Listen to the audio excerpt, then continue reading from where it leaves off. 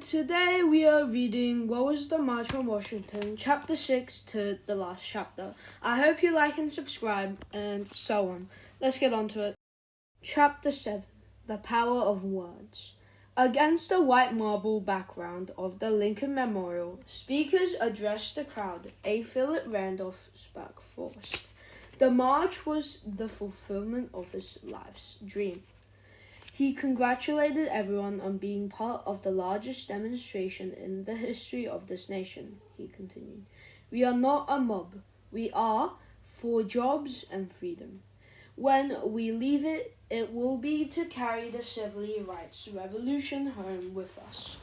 After Randolph finished, over 100 members of Congress took their seats on the front steps. While the marchers chanted, "Pass the bill! Pass the bill!" The importance of JFK's Civil Rights Bill was echoed in other speeches.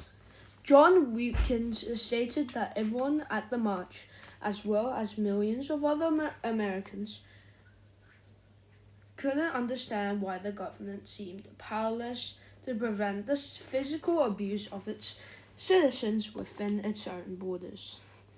Laws had to protect black people's civil rights laws. One particular speaker worried the organizers. His name was John Lewis.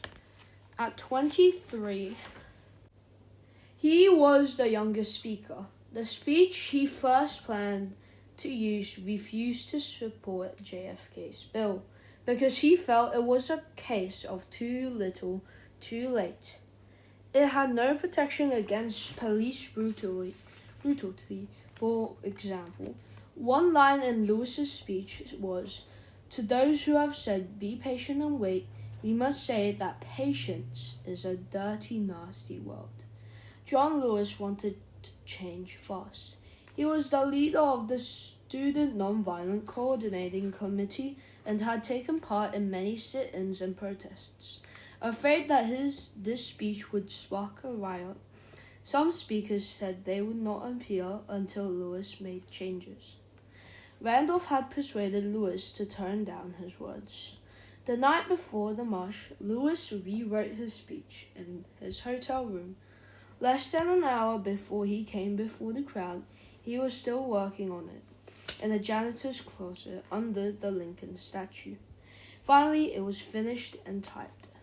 Just in case Lewis became too fiery or it looked like the crowd would turn angry, someone from the Justice Department was on hand to cut his microphone and go to a soothing Michael Jackson recording. When John Lewis took the stage, he began hesitantly, his voice cracking. The speech was toned down but still strong, urging immediate passage of the bill. Otherwise, he promised more marches with more cities, with the spirit of love and with the spirit of dignity that we have shown here today. He ended by saying, "We must say, 'Wake up, America. Wake up, for we cannot stop and we will not and cannot be patient.'" The crowd interrupted him 14 times with applauses. Lewis said later, the speech still had fire. It still had bite. As the afternoon went on, there were more speeches. Were there any white speakers? Yes. Walter Reuther, head of a powerful union for automobile workers, gave one of the speeches. He had marched with civil rights group in Mississippi and was a friend of Martin Luther King Jr.'s. He said, "We cannot successfully preach democracy in the world unless we first practice democracy at home. It is the responsibility of every American to share the impatience of the Negro American." Did any women give major speeches at the march? No. At one point, Daisy Bates, a longtime activist, read a list called "Tribute to Negro Women Fighters for Freedom." Rosa Parks, who was at the Lincoln Memorial that day, was among the women honored. She stood but didn't speak. She had not been asked to. A woman who had worked for Rustin felt embarrassed. After all, black women were crucial for to the civil rights movement. The leaders' poor excuses were that they were afraid that by picking one woman to give a major speech, others would be jealous. The final speech of the day was from 34-year-old Martin Luther King Jr. He was such a great speaker that no one wanted to follow him. He had learned from his father, a famous preacher. He had taken many classes in public speaking and practiced sermons in front of a mirror. In 1963 alone, he made more than 350 speeches all over the U.S. But now his speech was being televised to a national audience, and he was under pressure. How could he sum up this historic day? King had been working all night. Now the finely typed speech was in front of him. At 3:30, Randolph introduced King as the normal leader of our nation. The applause went on for a full minute. In his rich, deep voice, King began by reminding America of its many broken promises to blacks. Racial prejudice was not morally wrong, he maintained. It was un-American. He understood black people's anger, most of all those who had been beaten or jailed for standing up for their rights. Still, he encouraged non-violence and a spirit of love for one's enemies. The crowd gave him their full attention. 4 feet away, his friend Mahalia Jackson piped up. "Tell them about the dream, Martin. Please tell them about the dream." King had been talking about a dream of his for months. Some of his aides thought he'd been overrushing it. Now he turned over his prepared text and began to speak from the heart. "I had a dream," he declared. He began to describe a future where blacks and whites lived together in peace. His dream was a bold one, but not a fantasy. He wanted people to see it as real and true.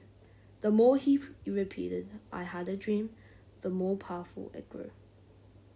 "I had a dream that my 4 little children will one day live in a nation where they will not be judged by the color of their skin, but the content of their character.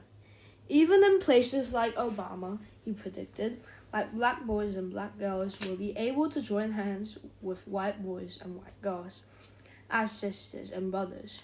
His language was biblical, poetic, and gorgeous. He ended by calling on people to go home and keep working towards this dream, so someday all Americans would be free. King's word wrapped up the entire day with a powerful message of hope. He went way over his time limit. His speech ran a total of 60 minutes, but no one cared. By the end, everyone was crying, smiling, or both. Strangers were hugging one another. JFK, watching on his TV at the White House, was awed. So were Americans all over the country. In fact, thanks to the new satellites technology of Telstar, King's speech was broadcast live around the world. Some thought his speech was not demanding enough. It was too nice. Others were outraged by his visions of blacks and whites living together as equals. John Williams, a representative of Mississippi, later called the King most notorious gangster of our generation. But most thought the speech was a masterpiece, one that ranked alongside Lincoln's Gettysburg Address in expressing the best hopes of America. Chapter 8. We Shall Overcome. "By now, everybody was all used up," said Mahalia Jackson. After King's speech, Randolph was weeping, calling this the most beautiful and glorious day of my life. He was too speechless to give concluding remarks, so Bayard Rustin got his chance to speak. He presented a list of 10 basic ways to integrate all areas of American life. Each one was met with a roar of approval from the crowd. The day ended ahead of schedule at 4:15. Linking arms, people sang, "We shall overcome," one more time. Buses and trains were already revving up their engines, ready to take the marchers home. The civil rights leaders left for their meeting with President Kennedy at the White House. There was coffee, sandwiches, and cherry cobbler. For nearly an hour, JFK and his Vice President, Lyndon Johnson, talked with the leaders about the Civil Rights Bill. Already there was the sense that the march had helped to put the civil rights movement on the national map. The next day, the New York Herald Tribune called it a great day in American history and a national high-water mark in mass decency. It touched many who hadn't given civil rights much thought, especially white people. As a government official said, it moved an awful lot of citizens who were very indifferent to realizing there's something that has to be done. Yet just over 2 weeks later, a black church in Birmingham was bombed. 4 young girls were killed. What about JFK's bills? Opponents were able to stall it in committee, delaying its passage time and again. Then on November 22, 1963, President John F. Kennedy was shot and killed as he rode in an open limo past cheering crowds in Dallas, Texas. The hopeful day of the march already seemed a part of the distant past. But the new president, Lyndon Johnson, promised to follow through with the bill. He did. The following July. He signed the Civil Rights Act of 1964, less than a year after the march.